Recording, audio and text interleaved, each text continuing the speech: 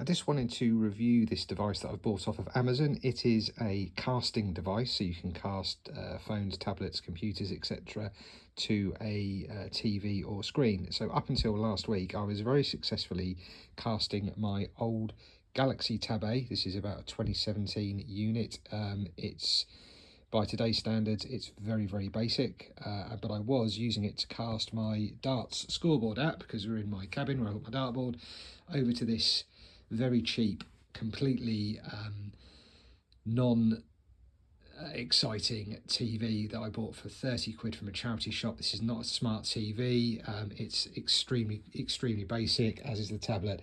But what I was doing is I was casting the tablet to the TV using a Generation 1 Chromecast, and last week it stopped working all of a sudden. I can only assume it's because the Google Home thing that I was using does not support it anymore.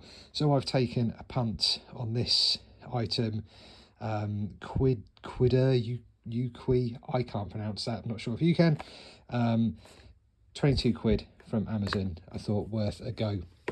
So it's very, very simple. Unboxed it, plugged it straight into HDMI 1 on the back of the TV, so it's running from there.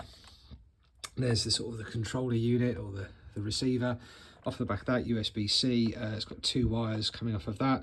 On the end of one of the wires, you've got your Wi-Fi connector, your Wi-Fi aerial, and on that second wire was a normal USB, which I'm using to power the unit in sort of a looped circuit, so using the TV as the power source. But what I did do originally is I'd had that wire running down into just a normal 3-pin plug, but for the sake of not having wires anywhere, that's now how it's set up, working absolutely fine. So once you've plugged it in, turn it on HDMI 1, it's in, presented with this screen. You've got 3 options. Option 1 is how to set up using an Apple device. It's not an Apple device, so we're going to ignore that. Android options, number 1, it asks you to turn on like a mirroring option on your Android device. As I've said, that Galaxy Tab A doesn't have anything like that, it's too old. So we're going to use the third option, which tells you to download an app called Max Screen. Did that on the Play Store, very, very easy, no worries whatsoever. There's your app there, so you click that. We're now presented with 3 options. You had this setup, that one up there, and a start pushing the screen. When I click setup, it takes you to well, it doesn't even take you to a web page. It says web page doesn't exist. That one is something to do with Wi-Fi, but it's all written in Chinese, so I thought, right, not too sure what to do with that. Last option, let's hit start pushing and see what happens. So it's now found the little adapter that's in the telly. You click that, then hopefully, there we go, it started casting. As I say, I'm using this for my darts app there. So there's my darts app.